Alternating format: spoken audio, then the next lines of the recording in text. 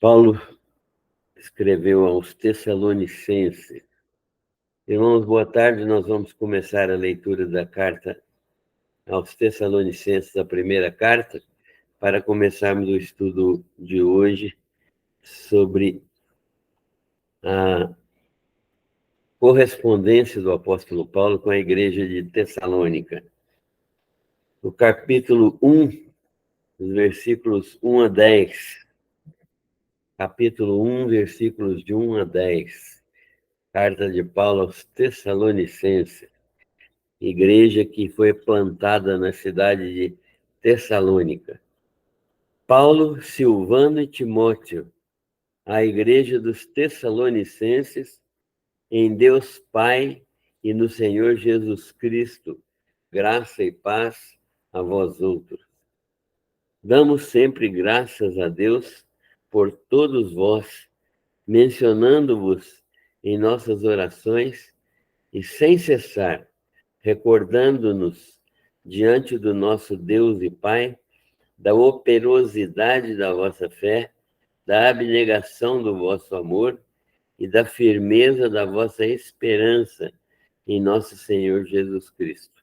Reconhecendo, irmãos, amados de Deus, a vossa eleição, porque o nosso evangelho não chegou até vós tão somente em palavra, mas, sobretudo, em poder, no Espírito Santo e em plena convicção, assim como sabeis ter sido o nosso procedimento entre vós e por amor de vós. Com efeito, vos tornastes imitadores nossos e do Senhor, tendo recebido a palavra, posto que em meio de muita tribulação, com alegria do Espírito Santo, de sorte que vos tornastes o modelo para todos os crentes da Macedônia e da Acaia, porque de vós repercutiu a palavra do Senhor, não só na Macedônia e Acaia, mas também por toda parte se divulgou a vossa fé para com Deus, a tal ponto de não termos necessidade de acrescentar coisa alguma, pois eles mesmos, no tocante a nós, proclamam que repercussão teve o nosso ingresso no vosso meio, e como, deixando os ídolos, vos convertestes a Deus para servirdes o Deus vivo e verdadeiro, e para aguardardes dos céus o seu Filho, a quem ele ressuscitou dentre os mortos, Jesus, que nos livra da ira vindoura. Amém. Pai, nós agradecemos ao Senhor por todas as bênçãos recebidas, pela graça de podermos estudar a Tua palavra mais uma vez, na tarde de sábado. Louvamos o Teu nome porque o Senhor tem sido bondoso para conosco. Pedimos ao Senhor que nos fale ao coração, para que possamos viver essa palavra que nos é aplicada pelo Teu Santo Espírito. Nós rogamos que possamos compreender, durante este tempo de estudo, a essência daquilo que o Senhor quer nos comunicar por meio do estudo dessa palavra. Que nós tenhamos sabedoria e discernimento para compreendermos que não somente estamos nos informando a respeito daquilo que a carta aos Tessalonicenses mostra daquela época, mas estamos recebendo uma mensagem atual para hoje, para agora, para que as nossas vidas sejam transformadas e para que a nossa obediência seja uma obediência que demonstre a nossa fé no Senhor, para que a nossa obediência seja a evidência clara de que houve transformação na nossa vida, no nosso coração. Abençoa-nos aqui, abençoa cada participante, nós te agradecemos pela vida de cada um e pedimos que as famílias também sejam protegidas, abençoadas, e o Senhor possa usar de misericórdia para com cada um dos nossos familiares. Nós agradecemos a tua bênção, a tua direção. Oramos em nome do Senhor Jesus. Amém. Muito bem. A cidade de Tessalônica é a cidade a qual Paulo escreve essa carta à igreja que se reunia ali naquela cidade. Interessante notar que esta cidade, a cidade de Tessalônica, é uma cidade escolhida pelo apóstolo Paulo para pregar o evangelho. É a segunda cidade da Europa onde o evangelho foi pregado. A primeira foi Filipos, e nós todos conhecemos a história de Filipos, porque a história do carcereiro de Filipos e da prisão de Paulo e Silas lá é muito conhecida. Então, nós sabemos que a história destas igrejas é uma história que tem a ver conosco, porque são cidades europeias, de onde o evangelho se difundiu por toda a Europa e também para a nossa região aqui, as Américas. Os europeus que vieram para cá trouxeram o evangelho para nós. Então, nós tem uma relação de causa e efeito esta carta, esta igreja a qual esta carta foi escrita. Então, a cidade de Tessalônica foi fundada pelo rei Cassandro, mas eu estava dizendo que Paulo escolheu Filipos primeiro, porque Filipos era uma colônia romana e, portanto, uma, um lugar onde as leis romanas prevaleciam. E ele, então, pregou ali, protegido, porque ele era cidadão romano, apesar de ter sido preso, e isso trouxe grande desconforto para as autoridades da cidade quando eles souberam que Paulo era romano. Então, eles tiveram que se penitenciar e pedir desculpas a Paulo.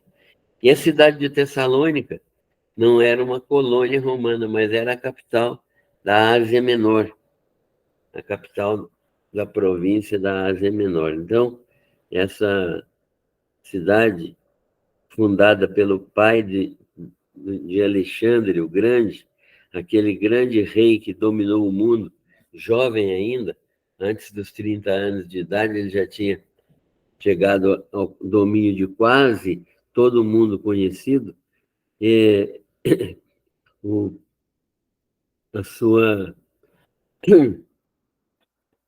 a sua irmã recebeu do seu marido, Cassandro, esta cidade que foi criada, foi formada, fundada, construída pelo rei Cassandro em homenagem à irmã de Alexandre o Grande, em 315, mais ou menos, antes de Cristo. E essa cidade tornou-se, no tempo do Império Romano, a partir de 165 para frente, era uma grande cidade, capital provincial da Macedônia, né? Não é da Ásia Menor, mas é da Macedônia, com cerca de 200 mil habitantes. Uma cidade estratégica, capital da Macedônia, e uma cidade que tinha um potencial muito grande. E Paulo, então, passou ali um período de tempo, quando ele saiu de Filipos, depois da prisão, e ele foi praticamente expulso de Filipos, ele foi para Tessalônica. E ali ele iniciou a pregação do Evangelho. E era uma cidade que tinha um futuro muito grande, porque tinha uma população muito grande, 200 mil habitantes.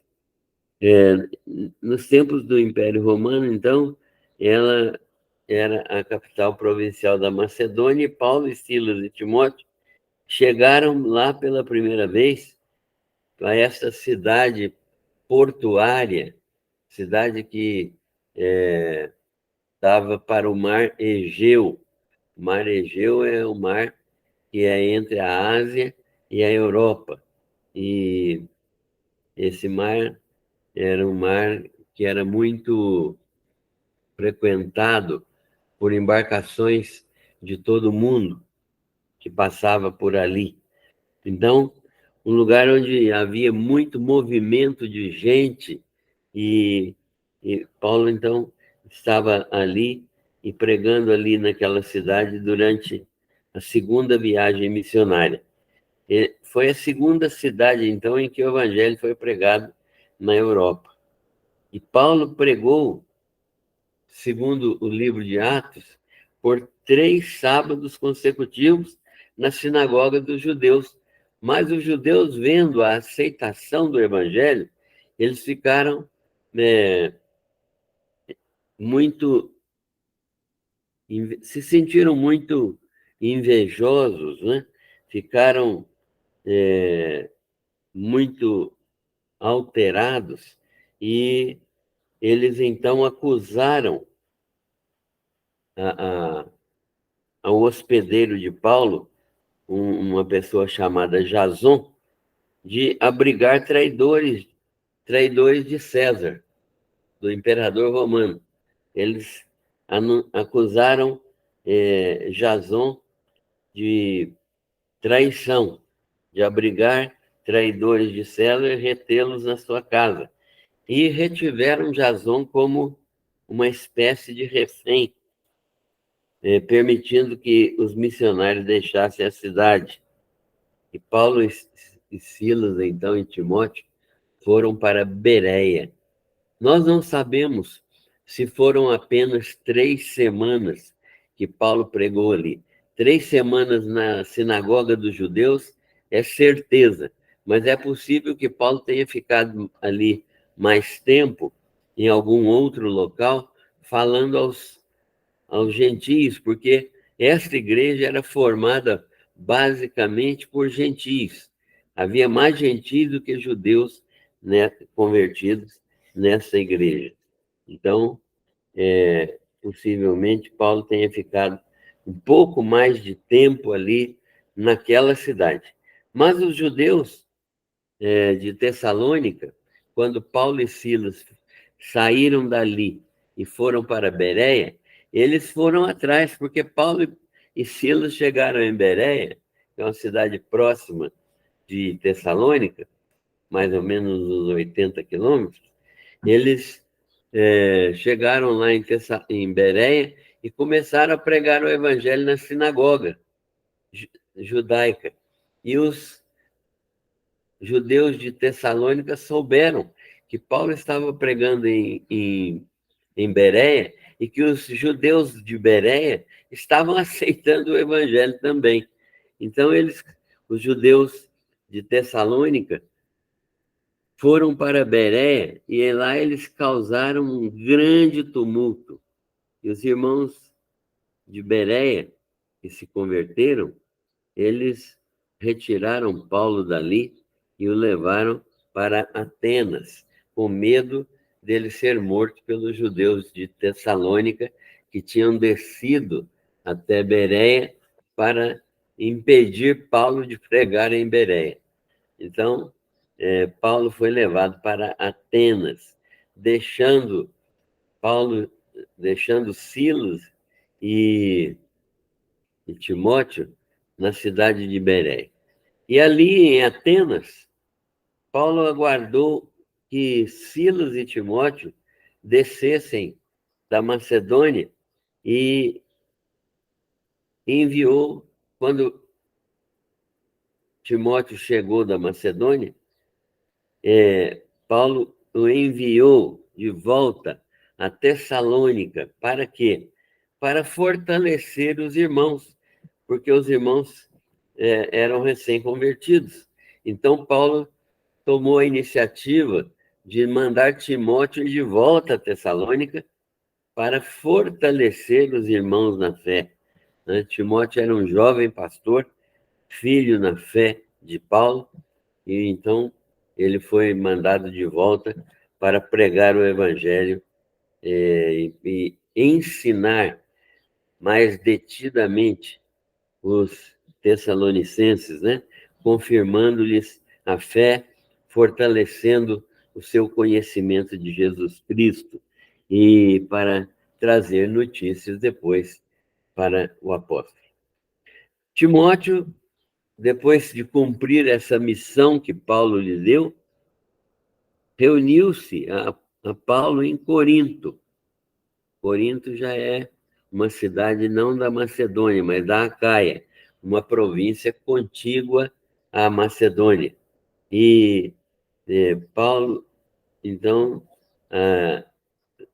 aguardou que Timóteo chegasse, e Timóteo reuniu-se com Paulo em Corinto, na cidade de Corinto, que é na Acaia. E na cidade de Corinto, Paulo e Silas estiveram ali, de onde foram escritas as duas cartas aos Tessalonicenses.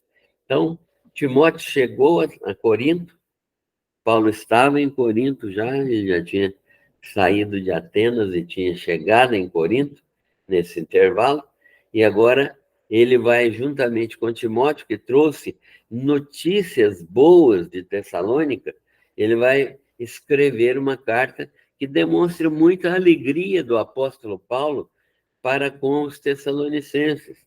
Alegria que é resultado do fato deles permanecerem firmes na fé, apesar de tão pouco tempo de pregação do evangelho ali naquela cidade.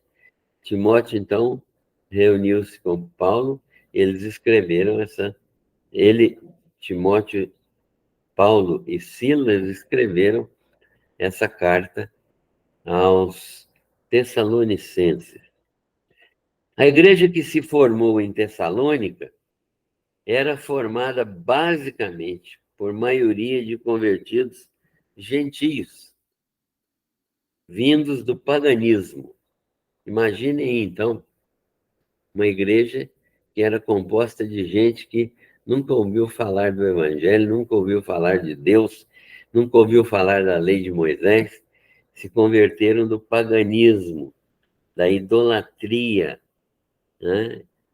Ao que parece, o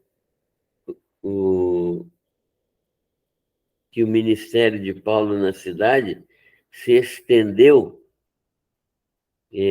por alguns meses, aparentemente por alguns meses, embora o relato de Lucas, no livro de Atos, seja de apenas 3 semanas, né? Paulo discutiu com eles lá na sinagoga por 3 semanas, 3 sábados seguidos. A preocupação de Paulo, que justificou enviar Timóteo de volta à cidade, né, foi deixar a igreja sem uma liderança experiente. Paulo, então, queria que Timóteo estivesse ali formando uma liderança experiente. O apóstolo Paulo tinha essa preocupação de, ao sair de uma cidade, deixar ali uma liderança experimentada, treinada, para dar continuidade ao trabalho de crescimento da igreja. E oxalá os pastores de hoje pensassem do mesmo modo, né? Tivessem a mesma ideia de formar lideranças, né? Para que as lideranças ocupassem novamente, o lugar deles quando eles saíssem, quando eles fossem para outra região, e para formar uma liderança experiente que pudesse dar continuidade ao ministério de evangelização.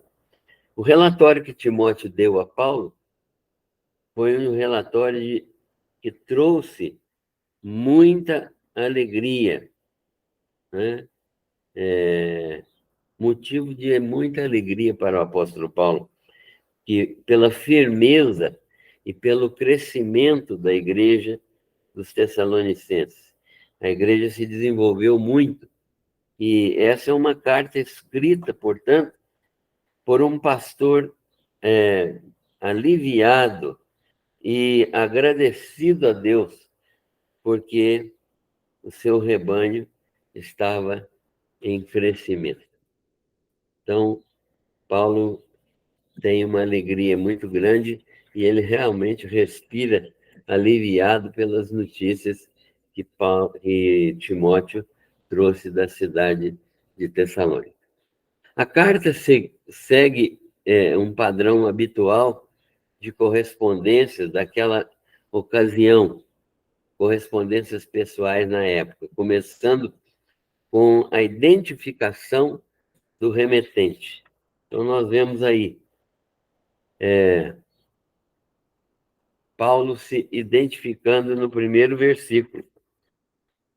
É Paulo, juntamente com Silas, que substituiu a Barnabé na segunda viagem missionária, e o jovem Timóteo, filho espiritual do apóstolo Paulo, e que estava sendo preparado para pastorear. Paulo está levando Timóteo junto com ele, preparando-o para ser um pastor. Não houve melhor seminário do que esse, né? Seminário mais importante que, que esse não existe. O seminário em que Paulo é o ministrador e convivendo na prática o tempo todo e ensinando Timóteo a pregar, ensinando Timóteo a lidar com os problemas das igrejas e manifestando sempre dependência de Deus, orando em todo o tempo.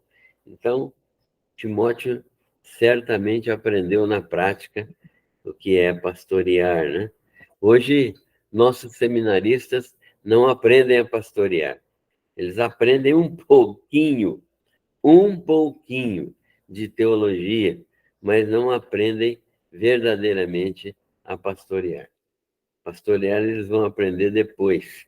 E se tivessem a humildade de aprender a pastorear com um crente mais experiente, ou com um pastor mais experiente, poderia haver menos erros nas igrejas,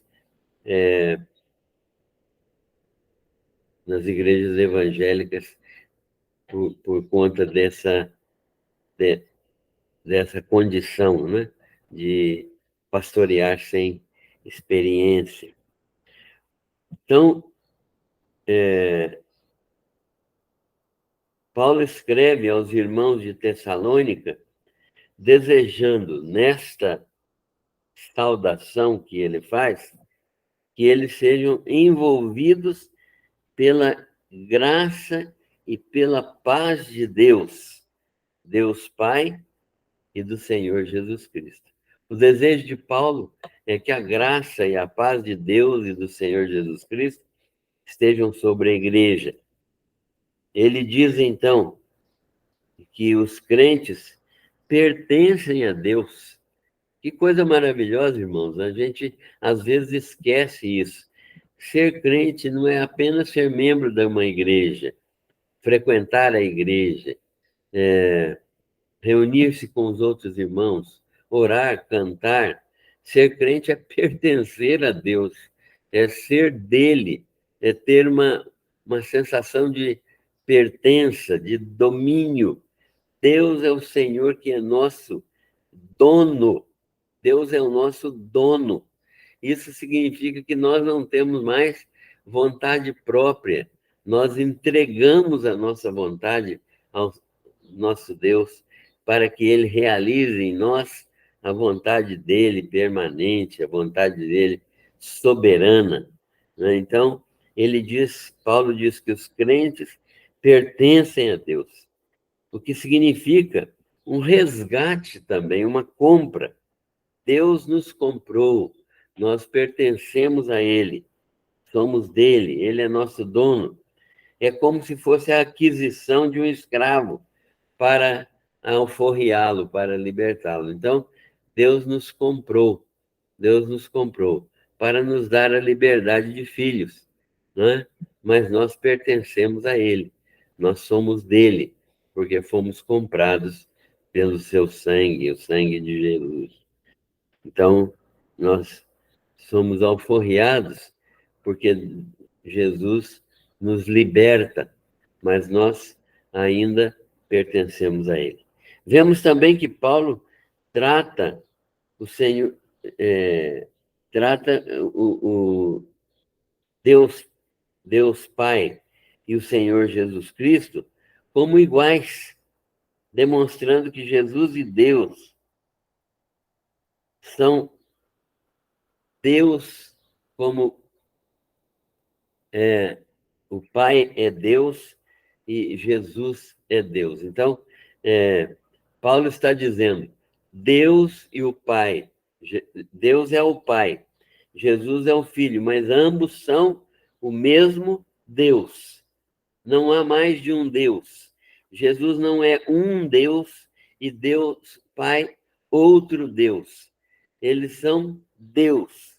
Deus. São duas pessoas e um único Deus. Ainda tem a terceira pessoa, que é o Espírito Santo, que é também Deus. Então, os três são um Deus, né?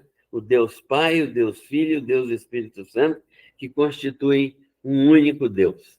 Esse é o mistério da Trindade, em que três pessoas são um único Deus, mas cada uma delas é Deus na sua essência, Deus e pessoas distintas. O Pai não é igual ao Filho, e que não é igual ao Espírito Santo, que não é igual ao Pai. Então, nós precisamos entender isso e pela fé, a crer que nós temos um único Deus que sobrevive, que subsiste em três pessoas. E Paulo está demonstrando aqui que Jesus Cristo e Deus Pai são a mesma pessoa, são o mesmo Deus. São pessoas distintas, mas são o mesmo Deus. E Paulo vai mostrar agora, escrevendo esta carta, vai nos permitir ver, né, os efeitos positivos e consequências do Evangelho. Quando nós recebemos o Evangelho, o que acontece na nossa vida? O Evangelho não é um discurso que é feito na igreja no domingo à noite. Aquilo pode até nem ser o Evangelho, mas o Evangelho é uma palavra de Deus transformadora, que opera mudança no nosso coração, na nossa mente, que transforma a vida do pecador. Então, Paulo demonstra sua gratidão a Deus pelos crentes e menciona os irmãos em suas orações a Deus e de maneira incessante. Ele fala que ele menciona sem cessar os irmãos nas suas orações. E recorda sempre, diante de Deus Pai, a operosidade da fé dos Tessalonicenses. Sempre que ele ora, ele se lembra do trabalho dos Tessalonicenses, o trabalho que eles estão realizando, e se lembra desse trabalho dos crentes de Tessalônica, que é resultado de uma fé operosa. A fé dos tessalonicenses não foi uma fé vazia, foi uma fé operosa, foi uma fé produtiva, foi uma fé que, como Tiago ensina, é uma fé que tem obras. Tiago diz que a fé sem obras é morta, né? E que as obras são consequência de uma fé verdadeira. E os tessalonicenses estão demonstrando exatamente isso. Eles estão demonstrando com a sua fé operosa que eles são verdadeiramente crentes. Paulo diz então que o trabalho deles, eles estão trabalhando no Evangelho, é um trabalho resultante de uma fé operosa, do esforço e cuidado motivados pelo amor. O amor deles é tal que eles são motivados a trabalhar, não é? E da perseverança na fé. Eles perseveram na fé, embora ali na cidade de Tessalônica eles tenham sido perseguidos também. Os crentes de Tessalônica, embora estivessem na sua própria cidade, foram perseguidos ali. E então, agora Paulo está elogiando a fé operosa deles. O fato deles crerem mudou o comportamento deles. Então, todas as vezes que uma pessoa crê, o que se espera verdadeiramente é que ela se torne uma pessoa operosa. A fé verdadeira opera transformações e opera trabalho. E motivados pelo amor, eles perseveram na fé, realizam o trabalho e perseveram na esperança. Perseverar na fé é uma manifestação da esperança que os tessalonicenses, têm em Cristo Jesus. Ou seja, então, quando a pessoa tem uma fé verdadeira, esta fé nutre também a esperança, alimenta a esperança. Qual é a esperança que é alimentada? É a esperança da segunda vinda do Senhor Jesus. Isso nos leva a reconhecer o seguinte: primeiro, que Paulo está dizendo, né? Isso nos leva a reconhecer, primeiro, que vocês são eleitos, escolhidos, amados de Deus. Que bênção maravilhosa! Paulo está dizendo: olha, a conduta de vocês, a manifestação da fé, demonstra claramente que vocês são escolhidos de Deus, eleitos de Deus, amados de Deus. Deus escolheu vocês. E essa escolha tem uma consequência clara, que é tornar vocês filhos de Deus, né? Tornar vocês pessoas que são inscritos na família de Deus. Segundo, isso nos leva a reconhecer e demonstra o poder do Evangelho. O Evangelho não é uma conversa filosófica. O Evangelho tem poder. O poder desse Evangelho não chegou até vocês como discurso vazio. Não é uma conversa mole, né? Mas é como palavra de Deus. Vocês ouviram o Evangelho entendendo que o Evangelho era palavra de Deus e corroborado poderosamente pelo Espírito Santo, que convenceu vocês e deu profunda convicção da verdade que nós anunciamos. Ou seja, a pregação do Evangelho necessita e conta absolutamente com a ação do Espírito Santo, né? Que é a terceira pessoa dessa trindade bendita. Então, a palavra foi pregada, mas a palavra foi pregada de modo que o Espírito Santo usou essa palavra para convencer vocês de pecado, justiça e juízo. Então, o Evangelho é poderoso. Por quê? Porque ele resulta da pregação da palavra e da ação do Espírito Santo, usando essa palavra para convencer vocês de pecado, justiça e juízo. Então, vocês converteram verdadeiramente ao Evangelho. Mas, em terceiro lugar, nós reconhecemos também e tivemos o cuidado de ter um procedimento digno para ratificar a veracidade do Evangelho. Nós agimos de modo a confirmar a veracidade do Evangelho. Nós não fomos levianos no meio de vocês. Nós não exigimos nada, como alguns pregadores que passam por algumas igrejas e querem receber dinheiro para pregar. Nós não tivemos esse tipo de conduta. Pelo contrário, nós trabalhamos entre vocês para nosso próprio sustento. Nós não cobramos nada de vocês e nem mesmo utilizamos qualquer sustento vindo de vocês. Nós mesmos providenciamos o nosso sustento.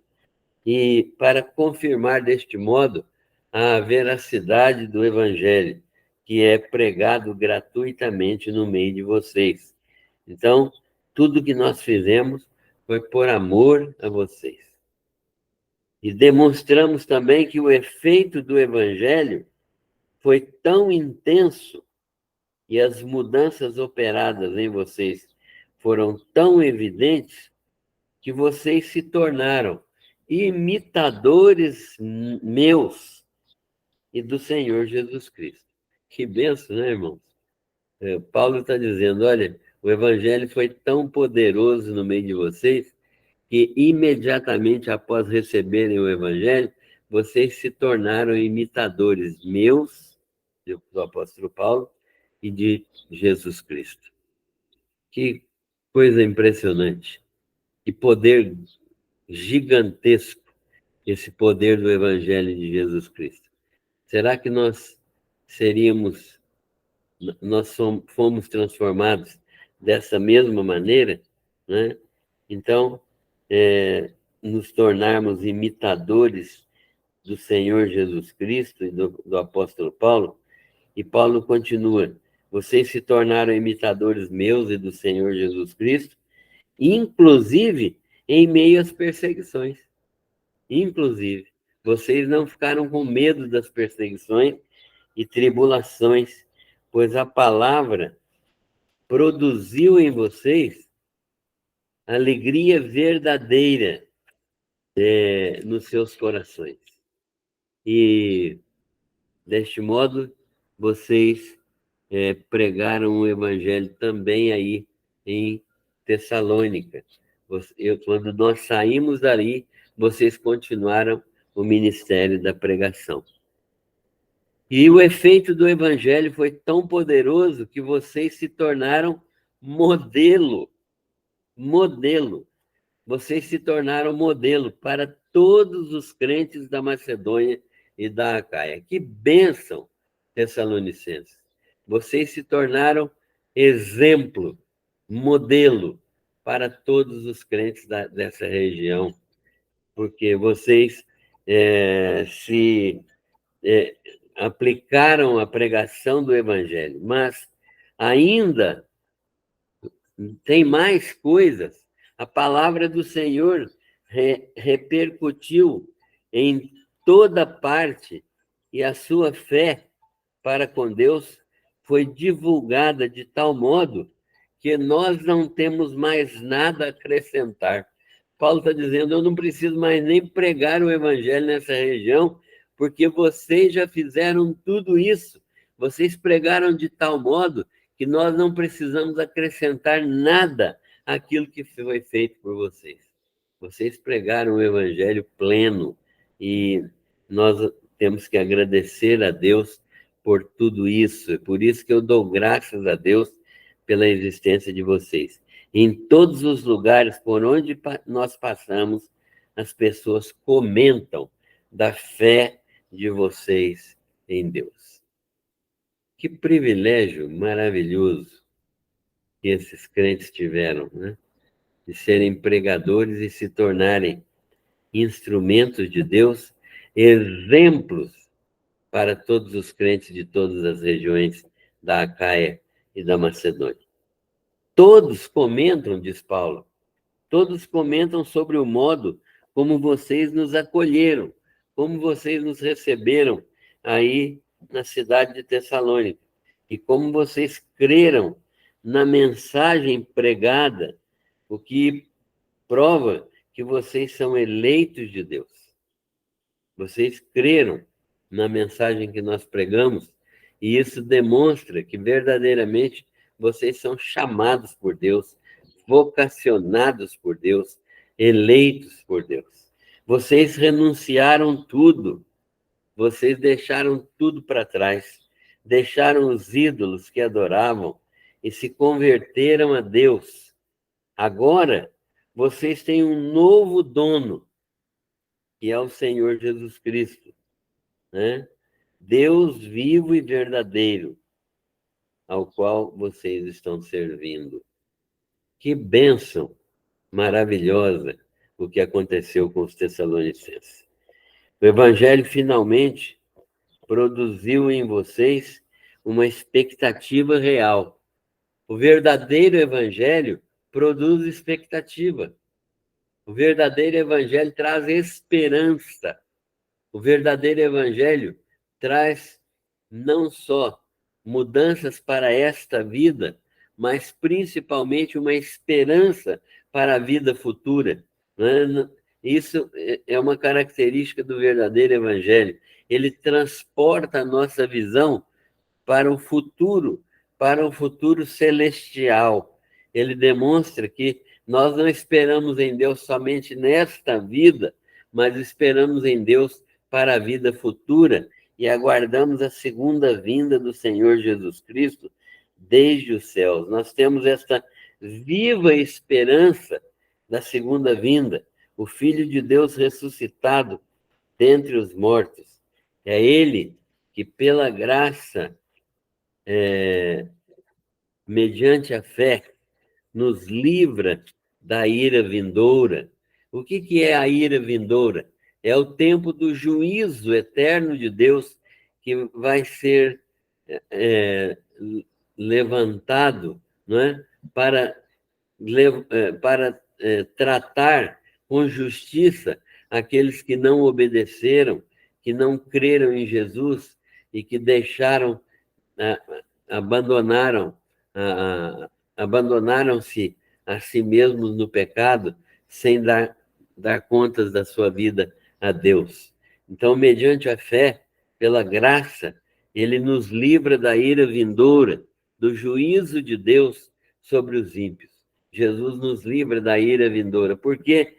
Porque a ira de Deus que deveria cair sobre nós, caiu sobre ele, e nós fomos lavados no sangue precioso de Jesus e perdoados de todos os nossos pecados. Quem não crê em Jesus Cristo vai receber a ira de Deus sobre a sua vida. E isso está reservado aos ímpios, né? Ímpios aqui são aqueles que não creem no Senhor Jesus Cristo. Muito bem, então Paulo tem muita alegria com as coisas que ele viu, pressentiu, presenciou na igreja dos Tessalonicenses. Concluindo e aplicando. Primeiro, o coração pastoral de Paulo, que o leva a se ocupar na oração em favor dos crentes, né? O rebanho sob o seu cuidado era muito grande, mas ele tem um coração pastoral e se preocupa com os irmãos, e o trabalho que ele pode fazer preso numa situação complicada orar pelos crentes. Orar pelos crentes. Como nós encaramos a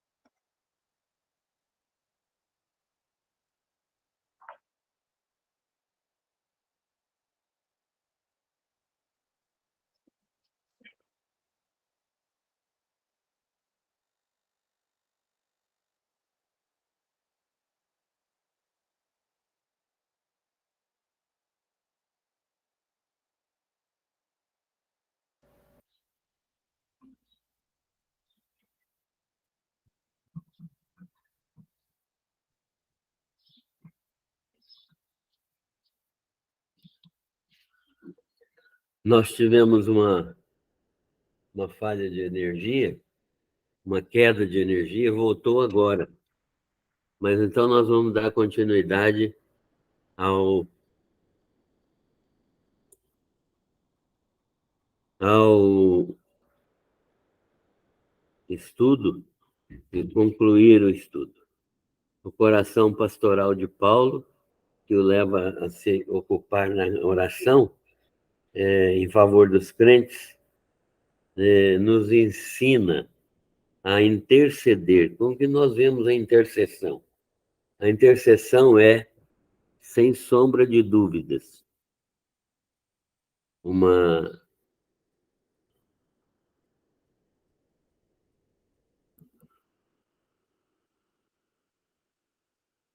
a intercessão é, sem sombra de dúvidas, uma necessidade da igreja.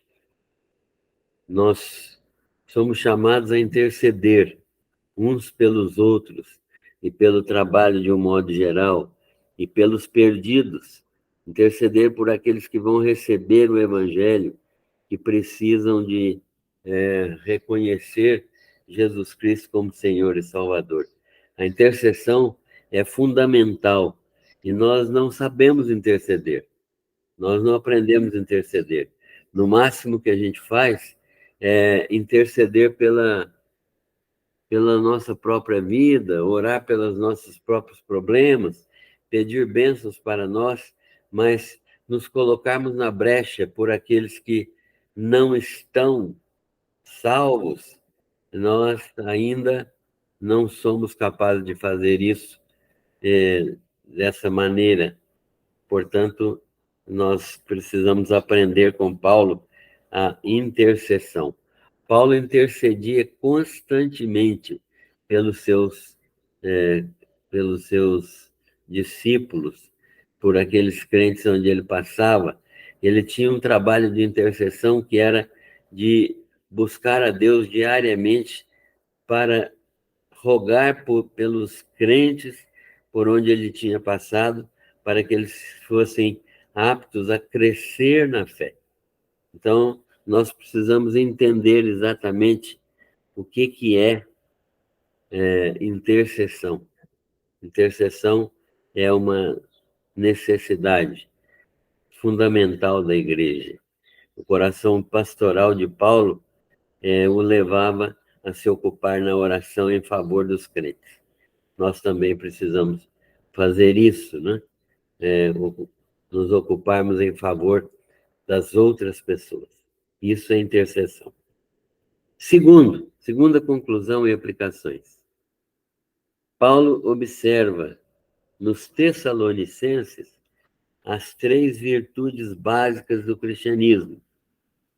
Ele vê a fé operante, vê a fé que opera no cristianismo, vê a esperança que os crentes de Tessalônica têm e vê o amor sacrificial que eles têm também pelo Evangelho.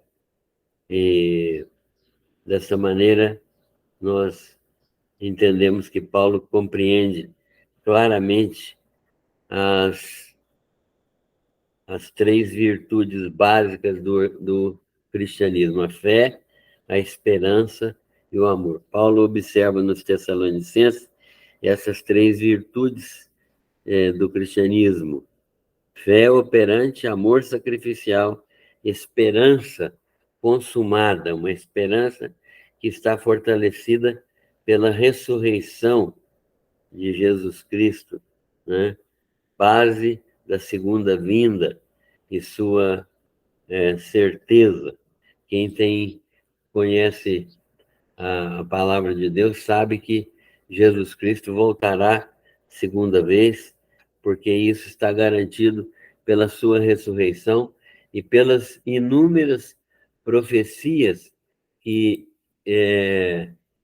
ele e que a sua palavra estabeleceram, prescreveram, pregaram, de modo que nós sabemos que isso é uma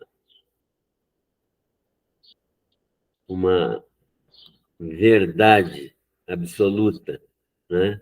O, a segunda vinda do Senhor Jesus Cristo. Terceira conclusão e aplicações. O evangelho pregado aos Tessalonicenses produziu tal efeito que os cristãos de Tessalônica passaram a servir de modelo para todos os crentes da região, como, né? Então, eles se tornaram modelo, eram olhados como modelo, tanto pelos outros crentes da região, como pelos de fora, os incrédulos.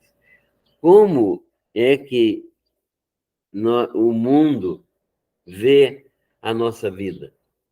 Nós precisamos pensar nisso. Como é que o mundo vê a nossa vida? Nossa vida precisa de ser transformada e nós precisamos ser modelos, de tal modo que as pessoas que veem nossa vida fiquem impressionadas com o poder do Evangelho, pelas transformações operadas pelo Evangelho na nossa vida. O mundo precisa ver transformações em nós, né? Então, o Evangelho pregado aos Tessalonicenses teve esse efeito, e esse efeito também deve ser visto em nossas vidas no tempo atual, né? Nesse tempo moderno. Quarta e última aplicação. O Evangelho traz uma certeza, uma esperança viva, uma convicção. Nossos pecados foram perdoados e a ira de Deus, que deveria cair sobre nós, a aplicação da justiça de Deus, caiu sobre a pessoa de Jesus. Como nós reagimos a essa maravilhosa graça, em que a vida de Cristo levou sobre si os nossos pecados? Como que nós reagimos a essa maravilhosa graça? Então, isso é uma pergunta que deve ser respondida por todos aqueles que creram no Senhor Jesus Cristo. E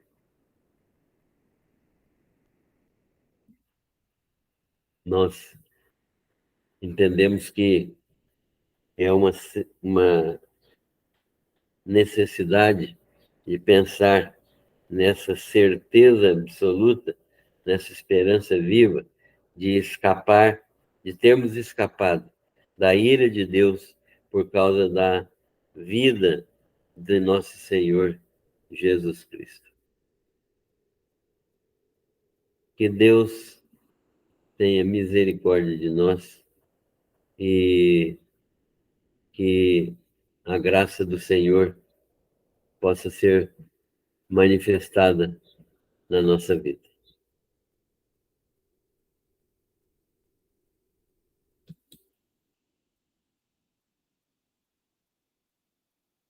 Estamos encerrando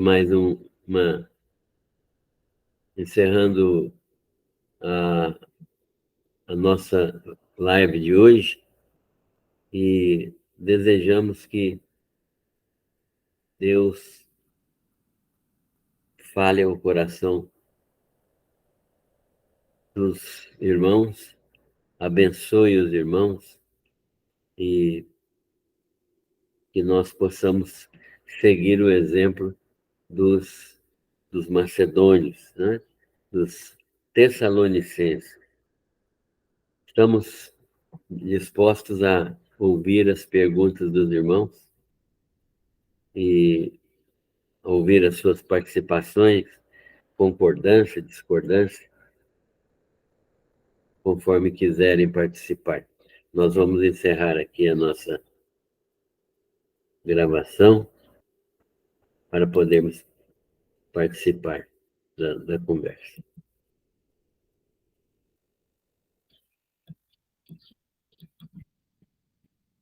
Incrível.